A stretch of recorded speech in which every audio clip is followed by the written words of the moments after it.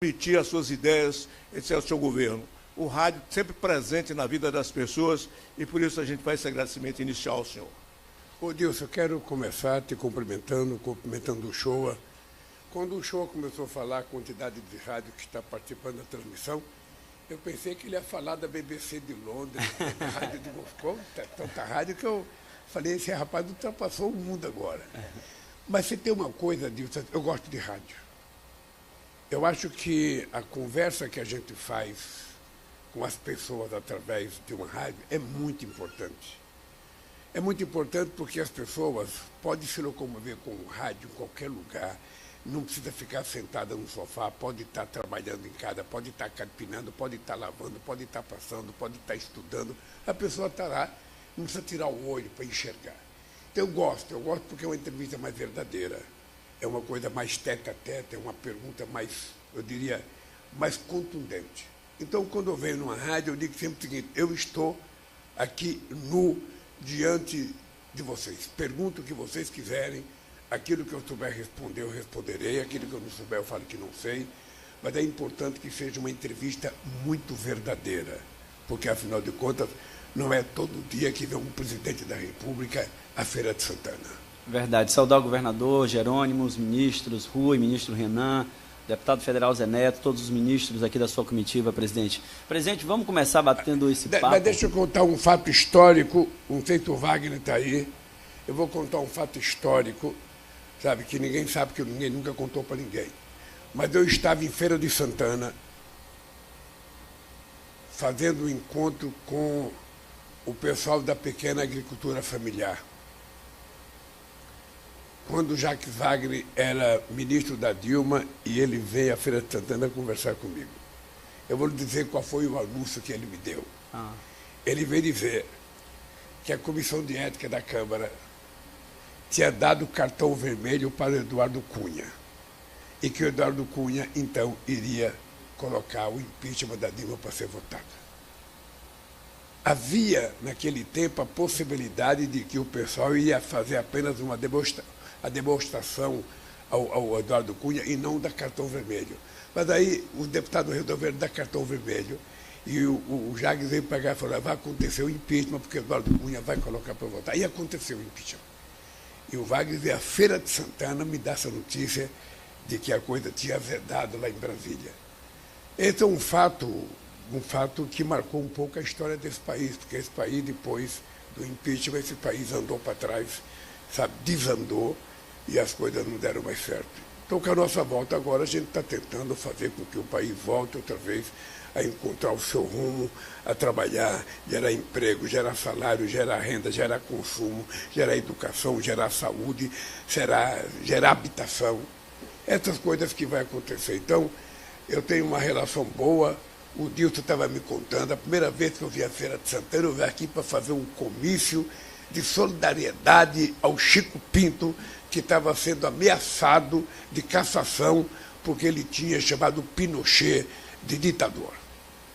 Você vê como a história mudou, hein? Como as coisas mudaram. E eu entrevistei o senhor estava sentado no canto de uma carroceria de um caminhãozinho, um caminhão de carroceria de madeira, Chico Pinto fazendo campanha para Colbert Pai, que é o pai do atual prefeito, Colbert Filho, e o senhor ainda era sindicalista, o senhor veio como sindicalista, como líder sindical. Eu entrevistei o senhor sentado no canto da carroceria e eu sentei no tablado do caminhão para entrevistar o senhor com o gravador. Maravilha. História, né? Estamos aqui os dois vivos, jovens, bonitos, sabe? Querendo viver muitos anos. E depois ainda. tive a oportunidade de entrevistar o senhor aqui quando o senhor veio. Duas oportunidades, o senhor foi presidente, na época do seu primeiro e segundo mandato, o senhor veio na FAMPES para entregar obras da FAMPES. E, infelizmente, presidente, a FAMPES, é uma das perguntas que eu tive para o senhor, a FAMPES fechou as denúncias de que havia desvio de recursos, não provaram, Tribunal de Contas e CGU fiscalizaram e não encontraram desvio de recursos na FAMPES até hoje. São passados quase 20 anos e a FAMPES parou. E são na época, cerca de 6 mil crianças só em feira atendidos e 30 mil no estado da Bahia. E essas crianças ficaram desassistidas com o fim da FAMPES. Olha, eu vi essa pergunta que estava escrita aqui para mim e eu não conheço bem o assunto, na verdade. Eu vim para conversar com o meu governador aqui, o Jerônimo, para saber o que aconteceu. Porque quando há denúncia de corrupção, você tem que investigar. Se você encontra o culpado, você torna público o culpado. Se você não encontra, você pede desculpa. Mas no Brasil não é assim. No Brasil, eu conheço gente que foi acusado, as pessoas tiveram a sua vida devastada, as pessoas perderam qualquer condição de continuar fazendo política e depois ninguém provou nada. Ninguém conseguiu provar. Eu tenho gente que no meu primeiro mandato foi acusada e até hoje, passado 15 anos, nunca ninguém chamou essa pessoa para prestar um depoimento. Então, eu vou me inteirar com o governador o que aconteceu aqui de verdade, porque não é... Se tinha uma coisa que funcionava, se dava funcionando, se cuidava das pessoas, se tratava das crianças, eu não sei por que fechar. Mas eu vou me inteirar, depois você pode me fazer uma pergunta por telefone que eu te respondo lá de Brasília mesmo.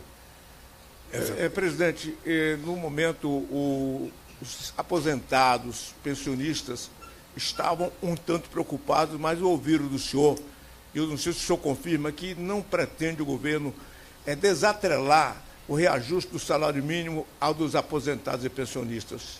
Deixa eu te dizer uma coisa, Dilson. Eu não faço isso porque não é correto do ponto de vista econômico, não é correto do ponto de vista político, e não é correto do ponto de vista humanitário você tentar jogar a culpa de qualquer ajuste que você tem que fazer em cima do mínimo. O mínimo é o mínimo. Não tem nada mais baixo do que o mínimo. Então, o mínimo é aquilo que está estabelecido por lei para que a gente garanta ao trabalhador a possibilidade de comer as calorias e as proteínas necessárias para a sua sobrevivência. Então, veja, nós decidimos já no outro mandato meu, depois a Dilma continuou, depois que a Dilma foi impeachada, acabou. Ou seja, primeiro a gente tem a obrigação de recolocar a inflação. A reposição inflacionária é obrigação nossa a garantir que o trabalhador vai ter a reposição para recompor o seu poder aquisitivo. Depois nós decidimos que quando a economia cresce, é preciso que o resultado desse crescimento seja distribuído com o povo, com 203 milhões de pessoas. E o que é que nós fizemos? Nós estabelecemos que a gente vai dar a reposição inflacionária mais a média do crescimento do PIB nos últimos 2 anos. Ou seja, nós estamos aumentando o poder de compra, o poder de sobrevivência das pessoas mais humildes desse país, que são quase 30 milhões de pessoas, sabe? Não tem por que a gente jogar nas costas dele.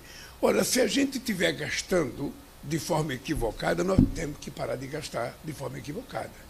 Porque eu digo todo dia, para ninguém, eu não aprendi na Unicamp, não aprendi na Universidade de Economia da Bahia, não aprendi em Harvard, aprendi com a dona Lindu. A gente só gasta aquilo que a gente tem. Se a gente tiver que fazer uma dívida, a gente tem que saber se a gente tem dinheiro para pagar. Se não tiver para pagar, não faça a dívida, porque você vai quebrar.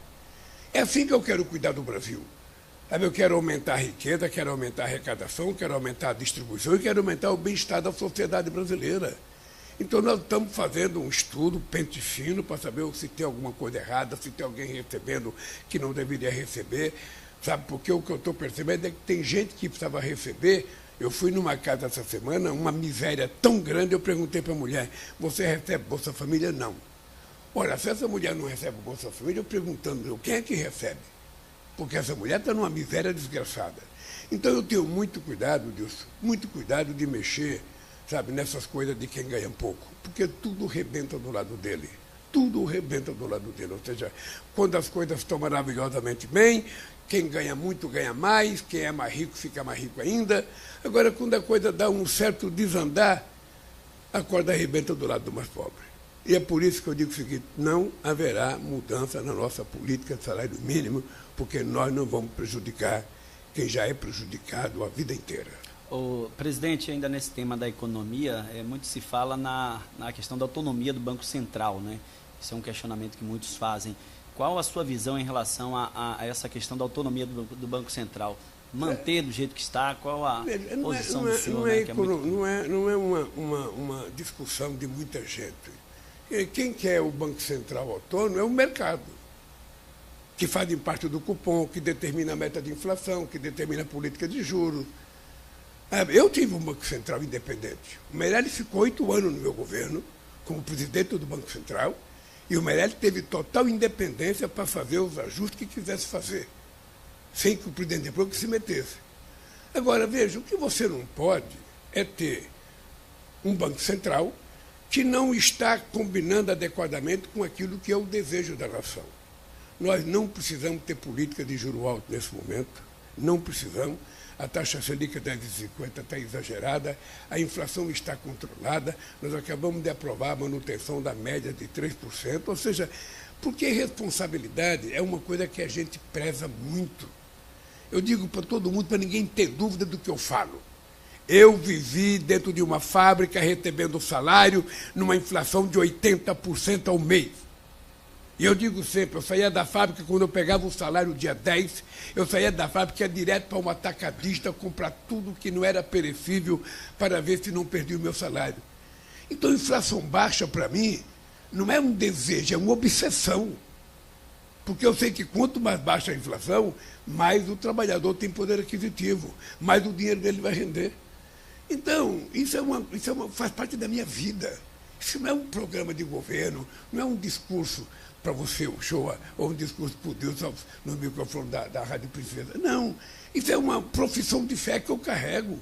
A inflação tem que ser baixa, o governo precisa gastar corretamente, o governo tem que fazer coisas para que sobre dinheiro para investimento, porque o Estado brasileiro tem pouca capacidade de fazer investimento. Nós já tivemos uma massa salarial que representava 50% do PIB. Nós precisamos ter noção de que nós ainda temos muito para fazer para melhorar a vida das pessoas. E aí, o Banco Central tem que ser um Banco Central de uma pessoa que seja indicado pelo presidente. Como é que pode o presidente da República ganhar as eleições, e depois ele não poder indicar o presidente do Banco Central? Ou se indica ele tem mandato. Eu estou há 2 anos com o presidente do Banco Central do Bolsonaro. Há 2 anos eu estou. Ou seja, então, não é correto isso. O correto é que entre um presidente da República e ele indica o presidente do Banco Central. Se der certo, ele tira, como Fernando Henrique Cardoso tirou 3, como tantos outros tiraram. O que não dá para o cidadão ter um mandato e ser mais importante que o presidente da República. É bem isso que está equivocado. Agora, de qualquer forma, eu também não faço disso uma profissão de fé, uma questão ideológica. Foi aprovado pelo Congresso a independência do Banco Central, foi indicado um cidadão pelo governo passado. Eu tenho que, com muita paciência, esperar chegar a hora de indicar um outro candidato e ver se a gente consegue, sabe, com a maior autonomia possível que a decência política das pessoas, ter um presidente do Banco Central que olhe um pouco esse país do jeito que ele é e não do jeito que o sistema financeiro fala. Presidente Lula, Feira de Santana, como uma boa parte do Brasil, vive em função do agronegócio, que hoje realmente está alavancando a economia nacional. A preocupação muito grande hoje, agora há pouco, antes de vir para aqui, uma entidade ligada ao agronegócio liga para mim, pedindo até que perguntasse ao senhor e que o senhor acha, portanto, desse momento, com o susto de invasões de terras dos pecuaristas e agronegocistas. Eu não entendi. Não. A preocupação dos pecuaristas é com invasão de terras, das fazendas, que algumas delas foram invadidas. Qual a política do senhor em relação a isso? Olha, esses dias eu vi o ministro da Agricultura, o companheiro Fávaro, dizer uma coisa. Ele dizia que o agronegócio não deveria ter medo das ocupações do sem terra, porque quem está tomando terra deles hoje são os bancos que compram o título da dívida agrária deles. E o banco, quando compra o título, é imperdoável. Ele vai em cima e recebe ou toma terra. Ora, faz tempo que sem terra não invade terra nesse país. Faz muito tempo. Faz muito tempo que os sem terra fizeram uma opção, sabe, de se transformar em pequenos produtores altamente produtivos, inclusive é o maior produtor de arroz orgânico da América Latina, sabe, e colocar alimento saudável na mesa do povo trabalhador. Esse é o trabalho do Sem Terra, organizado em centenas de cooperativas pelo país, sabe, que estão produzindo de forma extraordinariamente. Eu acho que a gente tem que ter a noção do seguinte: nós temos uma Constituição que define como é que é feita a reforma agrária, nós temos uma Constituição que define quem é que vai pagar a terra, e quando for necessário, o governo vai fazer. Esse pernambucano que vos fala, Deus, foi presidente de 2003 a 2010. Pois bem, no meu período de governo, eu disponibilizei para efeito de reforma agrária 49 milhões de hectares de terra. Se você somar os meus 49 com mais 2 milhões e pouco que a Dilma fez, nós, nos mandatos do PT, colocamos disponível para assentamento de pessoas e para a produção agrícola 50% de tudo que foi feito na história de 500 anos desse país. Sem nenhuma violência. Porque eu fiz uma pesquisa se o povo queria a reforma agrária ampla e radical sob o controle dos trabalhadores. E o povo queria uma reforma agrária pacífica e muito tranquila. E foi assim que nós fizemos. E é por isso que o agronegócio está bombando hoje. Agora, é importante o agronegócio saber que há uma política de financiamento do governo extraordinária. Nós vamos lançar o Plano Safra amanhã. Fique atento você, Dilson, aqui no microfone para você divulgar. Nós já fizemos ano passado o maior programa, sabe, de financiamento da agricultura da história desse país. Vamos fazer agora, vamos fazer de manhã para o pequeno e médio proprietário, para a agricultura familiar, e vamos fazer de tarde para o agronegócio. Porque na quarta-feira. Quarta-feira vamos fazer de manhã para o pequeno e médio produtor, para a chamada agricultura familiar, o PRONAF, e vamos fazer à tarde para o agronegócio. Serão 2 grandes programas de financiamento, juros subsidiados, para que as pessoas possam continuar trabalhando, porque eu acho que nós temos que levar em conta que o agronegócio hoje é responsável por grande parte da riqueza desse país, e é importante que continue assim. Que nós temos que alimentar 1 bilhão e 400 milhões de chineses, 1 bilhão e 400 milhões de indianos, sabe? Um monte de gente espalhada pelo mundo, e o Brasil tem um potencial agrícola extraordinário. E hoje, disso, não tem mais aquela discussão tacanha que existia antigamente. Mas é preciso fazer investimento na indústria, porque a indústria gera emprego melhor de qualidade, porque a indústria não tem da conta. Obviamente que a gente quer o desenvolvimento da indústria. Nós queremos que a indústria represente muito no PIB brasileiro. Mas a gente não pode menosprezar, porque nós temos que analisar quanto de tecnologia tem hoje na criação, na produção de um grão de soja, de um grão de milho, quanto de genética tem investimento na criação de um porco, de um boi, de um frango. Eu sou do tempo em que um boi demorava 48 meses para matar. Hoje eles matam com 15 meses. Então, há uma evolução extraordinária. Só para você ter ideia, nesse 1 ano e 6 meses que eu assumi a presidência da República, nós abrimos 145 novos mercados para a agricultura brasileira. De uma tacada só, a China abriu 38 possibilidades de exportação para 38 frigoríficos brasileiros. Então, meu caro, é o seguinte, a gente vai trabalhar para o agronegócio continuar crescendo, a gente vai trabalhar para que o pequeno e médio produtor continue crescendo, e a gente vai trabalhar para a indústria brasileira voltar a crescer. Por isso é que nós criamos a nova indústria brasileira, coordenada pelo ministro Geraldo Alckmin, para que a gente possa incentivar, sabe, a indústria siderúrgica, a indústria naval, a indústria petroquímica, sabe, o pequeno e médio empreendedor brasileiro, que nós agora anunciamos um programa chamado Acredita, que vai ser o mais importante programa de crédito já feito nesse país, crédito para todo mundo, crédito para um companheiro que cata papel na rua para fazer reciclagem, crédito para os pequenos e médios empreendedores, para dono do restaurante, para dono de loja, e também crédito para habitação. Nós queremos fazer uma revolução de crédito nesse país, para que os trabalhadores que ganham um pouco mais e que não querem comprar uma Minha Casa Minha Vida, eles possam comprar uma casa de 100 metros quadrados, 150, 120, e nós vamos, então, disponibilizar crédito para essa gente. Você vai ver o que vai acontecer.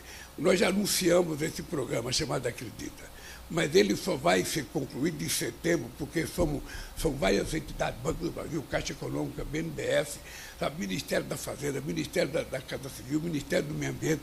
Então, como SEBRAE, como tem muito ministério envolvido, leva um tempo para a gente poder saber o que cada um vai fazer, mas eu tenho certeza que esse programa Acredita será uma revolução creditícia nesse país. Porque se o país tiver crédito, o país vai para frente. É preciso crédito a juros baratos para que o povo possa ter vontade de investir. A gente está batendo papo com o presidente da República, Luiz Inácio Lula da Silva, aqui pela Princesa FM, pelas emissoras da Rede Baiana de Rádio e da Rede de Rádio Capuchinhos. Presidente, o senhor falou desse novo projeto que eu acredito, E o senhor lembrou também do Minha Casa Minha Vida, que eu acho que é uma das maiores marcas dos governos do PT. O senhor acredita que esse novo projeto ele vai ser superior ao Minha Casa Minha Vida, que foi uma grande marca do seu governo? Deixa eu falar uma coisa para você. E Feira de Santana, inclusive, foi referência no Brasil em relação à Minha Casa Minha Vida. Em 2010, dia 29 de dezembro de 2010, eu estava em Salvador anunciando a assinatura de 1 milhão de contratos. A gente começou em 2009, a gente foi fazendo o cadastro, chegou a 1 milhão, eu vim anunciar aqui na Bahia. A partir daí já foram construídos quase 7 milhões e 800 mil casas nesse país. Só a Feira de Santana já recebeu 65 mil casas. Eu lembro que no outro mandato eu vim aqui acho que 2 ou 3 vezes inaugurar a casa. E agora nós estamos aqui para anunciar mais 1.075 casas novas, estamos aqui para anunciar, sabe, regularização para o pessoal. 4.853 famílias vão ter suas terras regularizadas, e dessas 4.853 famílias, 1.371 vai ter, sabe, melhoria na sua casa. Ou seja, nós também tomamos uma decisão de pegar tudo que é terra pública, tudo que é terra da União espalhada pelo Brasil, e a gente fazer com que essa terra vá para a prefeitura, vá para o governo do Estado, para não ficar terreno baldio nesse país, e o povo morando em palafita, o povo morando em costa. Então, meu caro, nós vamos fazer uma outra revolução. Mas eu vim aqui para a Bahia para fazer uma coisa, Dilson. Eu vim aqui para a Bahia porque eu sou agoniado com a Bahia, porque eu estou tentando duplicar essa rodovia ligando Bahia ao resto do mundo, ou seja, há muito tempo. E a gente faz licitação, uma coisa anda, depois a coisa para, faz licitação, uma coisa anda, a coisa para. Eu falei para o meu ministro Renan Filho, que está aqui do transporte, cara, pelo amor de Deus, eu quero ir na Bahia, quero ir em Feira de Santana, que tem um tráfego mortal de tanto caminhão, nós temos que ver e dizer que vai melhorar as coisas. Então eu estou aqui para quê? Eu estou aqui para anunciar uma entrega de obra, 4 ordens de serviços e 2 avisos de licitação. São 2 bilhões e 800 milhões de investimento para a gente melhorar as condições de deslocamento rodoviário na nossa querida Bahia. Nós vamos fazer a duplicação da BR-116, 166, inauguração de 40,3 quilômetros, incluindo a parte oeste do Rodanel de Feira de Santana. Obra iniciada em 2014, que foi paralisada e nós intensificamos a partir de 2023. Ordem de serviço para a duplicação de mais 53 quilômetros, contratada em 2014, que estava paralisada também. Nós vamos fazer um aviso de licitação do contorno leste de Feira de Santana, 7.200 quilômetros, um dos maiores gargalos rodoviários do estado da Bahia e também do Brasil. Ordem de serviço para a pavimentação da BR-030, uma das poucas não pavimentadas na Bahia, 2 trechos da BR-101, de Maraú e de Cocos a Mambai, e depois nós vamos fazer o seguinte, essa coisa atravessa a nossa querida região produtora de grão na Bahia, e por isso a gente está interessado em que esse investimento junto. Nós vamos fazer edital de licitação para a duplicação da BR-101, 83,6 quilômetros, entre Divida de Sergipe e Três Rios, estava paralisada desde 2022. E ordem de serviço para o trecho da Fiol 2. Serão 137 quilômetros entre Bom Jesus da Lapa e São Desidério. Trecho estava também paralisado e sem empresa. O Dilson e o Shoa, vocês não têm noção do que foi o desmonte desse país no governo passado. Vocês não têm noção. Só vou dar uma ideia para você. A coisa foi tão grave que nós encontramos 87 mil casas paralisadas. Eu fui agora em Fortaleza inaugurar a casa que era para ter inaugurado em 2018. Conjuntos habitacionais que começaram em 2013, 2014, pela presidenta Dilma, simplesmente foi paralisado. E as mentiras, o fake news, dizendo que ia fazer casa verde e amarela, carteira de trabalho verde e amarela, não sei o que lá, verde e amarela. E cadê o dinheiro? E cadê as casas verde e amarela que não tem nenhuma? Então, nós estamos retomando só obras escolares, entre creche e escola, foram 6 mil obras paralisadas. Envolve posto de saúde, envolve UPA, envolve clínica, sabe? Era um descalabro. Além do que, o governo passado utilizou 60 bilhões de dólares, o equivalente a 300 bilhões de reais, para ver se não saía do governo. Então, nós encontramos um país, vocês sabem como é que foi. Nós chegamos, eu comecei a governar antes de tomar posse. Enquanto o nosso adversário estava em casa chorando, sabe? Estava em casa lamentando, quando é que eu vou para Miami? Quando é que eu corro? Não vou entregar a faixa para o Lula. A gente já estava governando porque a gente teve que fazer um acordo da PEC da transição para poder cobrir o rombo que eles tinham deixado. É a primeira vez na história que um presidente começa a governar antes de tomar posse. E nós fizemos isso. Fizemos isso para salvar esse país. E hoje eu estou muito confortável disso, porque o país encontrou o seu rumo. Se você analisar os números, os negacionistas diziam que o PIB ia crescer 0,8%, cresceu 3%. E agora vai crescer mais. Porque o desemprego, o menor desemprego desde 2014, divulgado ontem pela PNAD, 7,1% de desemprego, o menor de 2014. A massa salarial cresceu 11,7%. 87% dos acordos salariais que estão sendo feitos agora são acordos salariais feitos com ganhos acima da inflação, coisa que no governo passado era 87%, com menos do que a inflação. Então, esse país encontrou o seu rumo, cara. Nós vamos crescer, nós vamos continuar fazendo muito investimento em educação, muito investimento em saúde, mas muito investimento no desenvolvimento do país. E é por isso que eu vim anunciar essas estradas aqui toda na Bahia, porque é um compromisso desde o começo. As pessoas se esquecem que eu, em 1952, com a minha mãe e mais 7 irmãos num pau de arara, passei por essa Bahia, passei por essa Feira de Santana. E naquele tempo a gente dormia embaixo do caminhão, porque não tinha pensão. Era comendo queijo, farinha de mandioca, rapadura, sabe? E água. E a água a gente pegava diretamente de São Francisco, não tinha filtro, não tinha nada. Então, o meu carinho por essas coisas é muito forte, porque tudo isso faz parte da minha imagem de criança, da minha imagem de retirante nordestino. Então, nós vamos cuidar dessa rodovia da Bahia para, sabe, nunca mais ninguém esquecer, sabe, que fomos nós que consertamos essas estradas. E agora, com o apoio do Jerônimo, porque aqui na Bahia a gente tem sorte e muita competência. Eu era contra o Wagner deixar o Ministério do Trabalho para vir ser governador. Eu falei, Wagner, você vai perder, rapaz. Você vai lá brigar com o carlismo. Sabe? Você não tem chance, Wagner. Mas eu vou. Eu falei, bom, já que aí vai. Não é que ele veio e ganhou no primeiro turno? Aí passou as eleições, tudo, chegou a indicação do Rui, a gente teve um pouco de divergência. Ele indicou, falou, vou indicar o Rui, é a minha Dilma. O Rui faz para mim o que a Dilma faz para você, vou indicar o Rui. Indicou o Rui. Eu falei, mas não vai ganhar, Wagner. Pô, ganhou no primeiro turno. Quando é agora, ele inventa de lançar o Jerônimo. E esse menino jovem, sabe? Era secretário de Educação, as coisas não andavam bem, vocês vão indicar. O Grampinho estava com 67%, bem avaliado. Eu falei, pô, estamos desgraçados.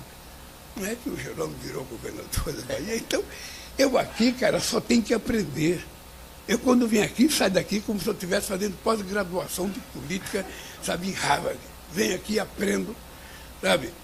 E também porque eu tenho certeza que numa encarnação qualquer da minha vida eu sou baiano.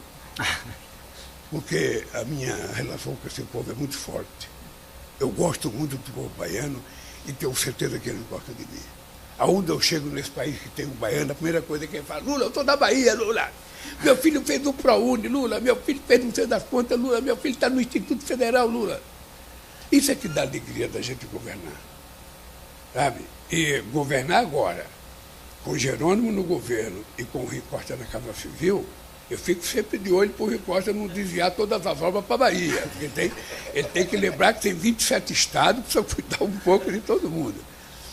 Então é isso. Eu estou vivendo, Dilson e o Shoa, um bom momento da minha vida. Eu estou muito consciente do que a gente tem que fazer nesse país. Estou muito consciente que a gente vai recuperar esse país. Você está lembrado de que a primeira propaganda que nós fizemos na televisão em 2003, eu conto essa história, porque o Ronaldo Fenômeno tinha se machucado na Inter de Milão. E a imprensa esportiva dava ele como encerrado para o futebol. Fora. Está fora do futebol. Está lembrado? E aí aquele cara vai, treina, volta e o artilheiro da Copa do Mundo de 2002. Aí nós fomos procurar o Ronaldão para fazer uma propaganda. O que eu queria passar? A ideia de que eu sou brasileiro e não desisto nunca. E isso era o companheiro, apareceu o Ronaldo treinando, tá aí voltando. Eu quero que o povo brasileiro saiba, a gente não pode desanimar, a gente não pode desistir, cara. Você levanta de manhã, você está com alguma coisa errada, você está nervoso, sabe? Para de ficar nervoso, pensa em Deus, pensa na sua família, pensa no seu filho e arruma uma cauda para a gente consertar esse país. Esse país tem que dar certo, não é possível. Esse país extraordinário, sabe, que tem todas as riquezas minerais que nenhum outro tem, que tem 8.000 quilômetros quadrados, a maior floresta tropical do planeta Terra, que tem quase 13% da água doce do mundo, que tem uma costa marítima de 8.000 quilômetros, que tem 16.000 quilômetros de fronteira. Rapaz, isso aqui é quase como se fosse um paraíso que Deus fez para nós. Então vamos pegar esse paraíso e transformá-lo numa coisa extraordinária. Esse é o meu desejo. E ninguém, hipótese alguma, ninguém vai me tirar do sério desse negócio. O senhor falou aí de política, do senador Wagner, do ministro Rui, do governador Jerônimo. O senhor tem aqui um deputado federal, né, do PT, seu deputado federal lá, e que vai para mais uma pré-candidatura aqui à Feira de Santana, né? As pessoas aqui brincam que o senhor tentou 4 vezes e se elegeu, e que o deputado está indo para a quinta. Né? Como é que o senhor acompanha aí o deputado federal Zé Neto? Não, aqui na Bahia nós temos uma situação política muito boa, porque além dos petistas, nós temos aliados. Né? Um cara como o Otto, eu considero o Otto um senador do PT, um senador de uma lealdade extraordinária, e as alianças que eles fizeram para governar a Bahia que tem resultado para nós no governo federal. Olha, eu acho que o dia do Zé Neto vai chegar. Eu tenho certeza, sabe? Por quê? Porque vai chegando um momento em que as pessoas começam a falar, porra, esse cara é teimoso, esse cara gosta de brigar, esse cara é tinhoso, esse cara é aquele centroavante rompedor, que não tem medo de nada, vai para a luta, se propõe, disputa, se perde, tudo bem, perde e vai para a rua outra vez, conversa com o povo. Eu vou contar uma história para você, o show. Em 1998 eu perdi as eleições para o Fernando Henrique Cardoso. Uma Mangabeira Unger foi no meu comitê me convidar para ir para Harvard, passar 6 meses em Harvard fazendo um curso. Isso em novembro, dezembro de 98. Eu falei para o Mangabeira, eu não posso ir para Harvard, acabei de perder uma eleição, cara. Eu tenho milhões de pessoas que votaram em mim, eu perdi as eleições, eu tenho o meu partido, eu tenho os meus sindicalistas, eu tenho meus amigos, eu vou sair? Não, eu vou viajar ao Brasil a partir de janeiro para ir conversar com essa gente, levantar a moral da minha tropa. Como é que eu vou deixar minha tropa aqui e vou para Harvard? Não, eu não fui. O Ciro foi no meu lugar e votou o que votou. É isso. Então, eu estou bem no Brasil, estou bem. Adoro viajar ao Brasil, adoro. Hoje, certamente, o Jerônimo vai me oferecer um acarajé. Certamente, eu estou com água na boca desse tal de acarajé. Mas eu vou esperar por uma baiana que faz lá no Palácio de Ondina. Mas eu estou bem. Então, eu acho que o Zé Neto é uma figura importante, ele sabe que não é fácil, é preciso muita dedicação, muita andança, muito bater palma na casa das pessoas, conversar com as pessoas, tirar dúvida. Sabe que um dia vai chegar. Chegou para mim. Sabe, eu fui visitar Juiz de Fora agora. A prefeita perdeu 4 vezes também. Chegou para ela. A Le Pen na França, cara. A Le Pen, depois de perder tanto, ela e o pai dela, está chegando para ela. Sabe, então, as coisas assim. A gente tem que teimar. Tem que lutar, tem que brigar. E tem que fazer as coisas certas. Uma coisa que a gente tem que aprender é que a gente tem que aprender a falar com o povo o que ele quer ouvir da gente. Porque às vezes a gente fala o que a gente pensa, só o que a gente pensa, e não é isso que o povo quer ouvir. O povo quer outra coisa. Então é preciso a gente ir fazendo uma modelagem. Eu, quando falei aqui da reforma agrária tranquila e pacífica, é porque eu fiz um comício no Rio de Janeiro, e no meu discurso eu falei que nós vamos fazer reforma agrária ampla, sabe, e radical sobre o controle dos trabalhadores. Mas eu falava muito nervoso. Aí, quando eu desci do caminhão, uma senhora de cabelo branco falou assim para mim, Lula, eu voto em você, Mas você não pode ficar nervoso quando você fala, você não pode gritar, você estava babando, cara. Isso me dá medo. Você pode falar de reforma agrária, sabe, de forma mais tranquila, sem precisar brigar. Aí nós fizemos uma pesquisa. E a pesquisa era o seguinte: você quer reforma radical, ampla e radical sobre o controle dos trabalhadores, ou quer uma reforma agrária tranquila e pacífica? 90% queria tranquila e pacífica. Então, por que eu vou entrar em guerra se o povo quer paz? Então, eu estou bem, acho que o Neto tem chance.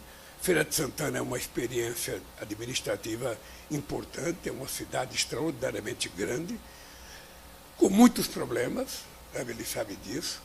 E eu fico torcendo para que dê certo, fico torcendo para que ele possa ser eleito prefeito, fico torcendo para que ele consiga concluir um programa de governo aqui. E ele agora tem muitos aliados aqui de competência, né? Agora não é ele só, agora é ele, é Rui, é Wagner, é Otto, é o Jerônimo, é o Lula. Se eu puder ajudar um pouquinho, eu ajudo, mas sabe, eu sou de fora.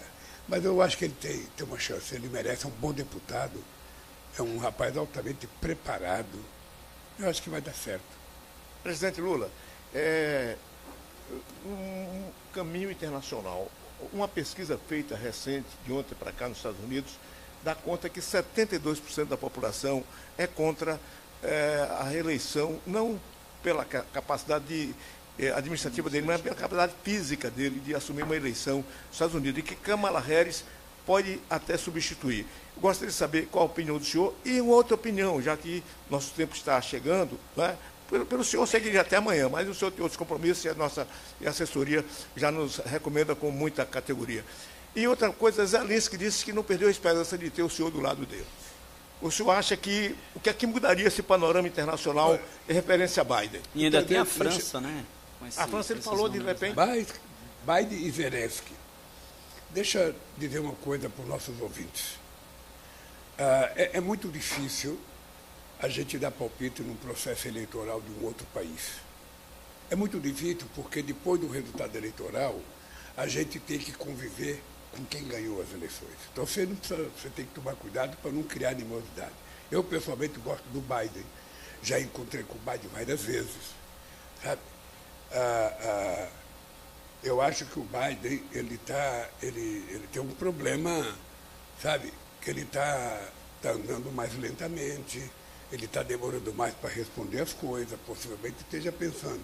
Mas quem sabe da condição do Biden é o Biden. Eu fui visitar o presidente Sarney, sabe, essa semana, sabe, sexta-feira passada no Maranhão, tem 94 anos, o Sarney está preocupado com as eleições de 2026, cara. Eu pensei que ele estava aposentado, está não. A cabecinha dele está 1000 por hora. Fui visitar o Fernando Henrique Cardoso na semana passada, está com 93 anos, também a cabeça está boa, falando mais lentamente por causa da idade. Eu fui visitar todas as pessoas que já passaram de 80 e poucos anos, que estão meio em situação de saúde precária. E eu acho que o Biden é ele que sabe, veja, porque uma pessoa pode mentir para si mesmo, pode mentir para todo mundo, mas ele não pode mentir a vida inteira para ele mesmo. Então, o Biden é que tem que avaliar. Se ele está bem, ele é candidato, tudo bem, ele acha que está em condições, ótimo. Mas se ele não está, é melhor eles tomarem uma decisão. O que foi chato e desagradável é que no debate expuseram muito a fragilidade do Biden. Primeiro, do outro lado, um cidadão, sabe, mentiroso, porque disse, segundo o New York Times, contou 101 mentiras no debate, sabe? E do outro lado, o Biden, sabe, com uma certa morosidade para responder as coisas. Mas quem sabe da saúde dele é ele, não sou eu. Então, eu acho que tem que ser levado muito em conta, porque as eleições nos Estados Unidos ela é muito importante para o resto do mundo. Não é para os Estados Unidos, é para o resto do mundo. Porque a depender de quem ganhe e a depender de que política externa que quer ter os Estados Unidos, a gente pode melhorar ou a gente pode piorar o mundo. E eu acho que é importante a gente levar em conta que é preciso melhorar o mundo. O mundo precisa ficar mais humano, o mundo precisa ficar mais solidário, mais fraterno, sabe? Mais humanista, na verdade é essa. As pessoas estão muito raivosas, as pessoas estão muito irritadas. Então, eu fico torcendo pelo Biden. Deus queira que ele esteja bem de saúde, Deus queira que ele possa concorrer. Senão o Partido Democrata pode indicar outra pessoa. Aqui eu estava preso. Eu indiquei o Haddad, faltava poucos meses para a campanha. E o Haddad teve uma boa participação na campanha, pelo curto prazo que ele participou. Mas é isso, cara. O Biden tem que contar até 10 e saber o seguinte: eu vou ou não vou, eu posso ou não posso, eu estou em condições ou não estou. Só ele pode dizer. E Zelensky, com essa ideia de que Zelensky, espera que o senhor mude de pensamento? Não, eu não mudo de pensamento pelo seguinte, porque eu sou contra a guerra. Eu sou contra. Essa guerra foi desnecessária. Essa guerra poderia ser resolvida numa mesa de negociação. É por isso que o meu governo, desde o primeiro mandato até agora, a gente está defendendo uma mudança no Conselho de Segurança da ONU, nos membros permanentes, que são Estados Unidos, Rússia, China, Inglaterra e França. Os mesmos que estão aí desde 1945. Não é possível, é preciso colocar mais países, colocar mais representatividade da África, da América Latina, a Índia tem que entrar, a Alemanha, o Japão, para que a gente tenha um Conselho de Segurança com força política para tomar decisões e evitar guerras. Poderia ter sido evitado. Então, o que eu tenho dito para o Zelensky, já mandei meu assessor especial, Celso Amorim, e a Ucrânia conversar com o Zelensky, já mandei a Rússia conversar com o Putin, para ver se há uma brecha da gente começar a discutir um acordo, uma paz. Quando tiver essa brecha, o Lulinha entra para ajudar a resolver. Mas participar da guerra, não participarei. Agradecer. Aliás, eu vou lhe contar uma história que eu vou contar para a Bahia hoje. Em 2003, eu tinha ganho as eleições, em 2002. Em dezembro de 2002, eu fui convidado pelo Bush para ir à Casa Branca. Quando eu cheguei na Casa Branca, o Bush estava ensandecido porque ele queria invadir o Iraque, era preciso pegar os terroristas daqui, que destruíram as torres, ele estava pegar o Iraque, estava pegar o Osama Bin Laden e tal. E queria fazer a guerra com o Iraque e me convidou para fazer a guerra. O Brasil precisa entrar, porque se o Brasil entrar na guerra, depois o Brasil participa da reconstrução do Iraque. Eu falei, presidente Bush, primeiro é o seguinte, o Brasil fica a 14 mil quilômetros do Iraque. Segundo, eu não conheço Saddam Hussein, não tem nada contra ele. Não tem nada contra o Iraque. Terceiro, eu estou querendo fazer uma guerra contra a fome no meu país, que tem 50 milhões de pessoas passando fome, e essa guerra eu vou vencer. E disse para ele, não vou participar de guerra, vou fazer a minha guerra. E graças a Deus a gente conseguiu tirar o Brasil do mapa da fome e agora voltou por responsabilidade do governo passado, mas que nós já temos 24 milhões agora e vamos zerar isso.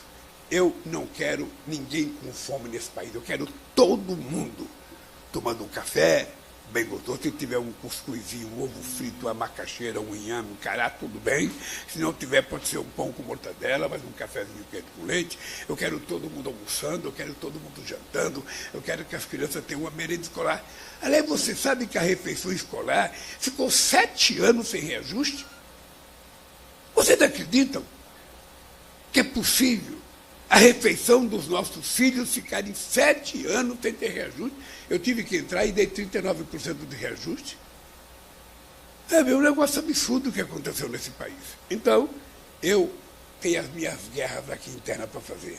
A minha guerra é melhorar a vida do povo brasileiro. É ver as crianças bem estudadas, bem formadas. Vocês vão ouvir hoje do chamado programa Pé de Meia, o que nós fizemos com o Pé de Meia. Não sei se você já ouviu falar disso. É um programa para a gente evitar que meninos e meninas de 14, 15, 16 anos deixem de estudar o ensino médio para poder trabalhar. Nós queríamos ele na escola. E para isso a gente criou uma poupança.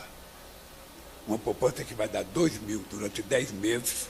Quando chegar no final dos 10 meses, se ele tiver participado 80% das aulas e passar de ano, ele vai receber mais 1.000. Aí já são 3 mil. No ano seguinte, a mesma coisa, 10 de 200 e mais uma de 1.000. E no terceiro ano, quando ele terminar, ele pode ter 9 mil reais numa poupança. E a gente está fazendo isso para quê? Porque se eu não fizer investimento em educação agora, se eu não acreditar que é preciso formar essas crianças, eu amanhã vou ter que gastar esse dinheiro para fazer cadeia. É isso. Para enterrar jovens mortos pelo narcotráfico, pelo crime organizado. Então, a hora de investir é essa idade. É quando está 15, 16, 14 anos, não sei se vocês têm filho, mas é nessa idade que o filho da gente é mais carente. Se a gente, então, não der um apoio e ele desviar de caminho, não se recupera mais. Então, esse país, o Showa, eu vou construir.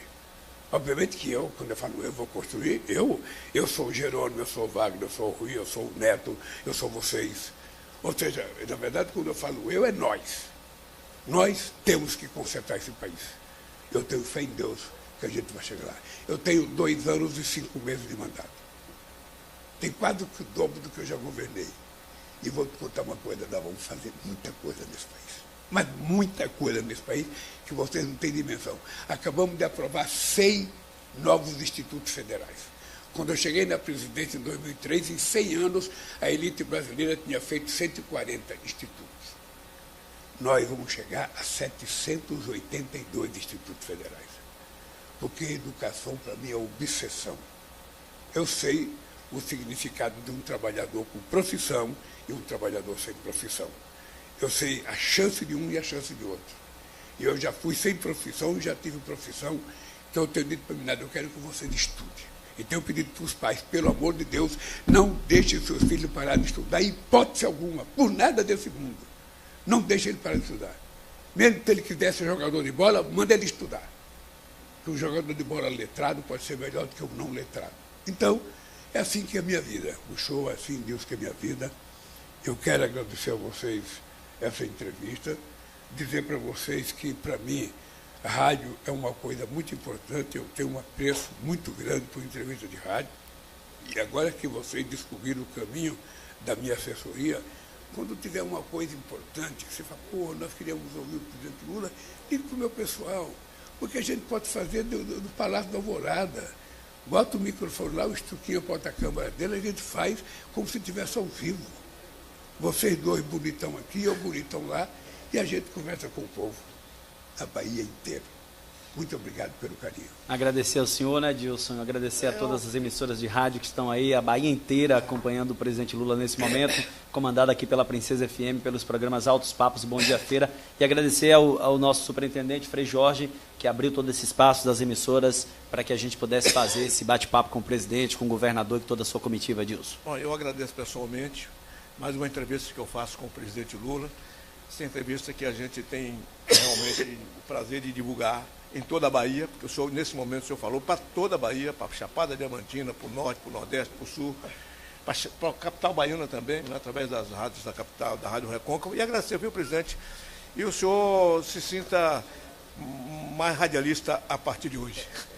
Dilson, muito obrigado, muito obrigado. Muito obrigado aos ouvintes da Rádio Sociedade, da Rádio Guaraíba, da Rádio Interativa, da Rádio Nova Cidade, da Vale FM, da Rádio Costa Sul, da Rádio Andaiá, e da Rádio Jaraguá, e da Rádio, a última lá? Recôncavo. Recôncavo, Recôncavo Bahia.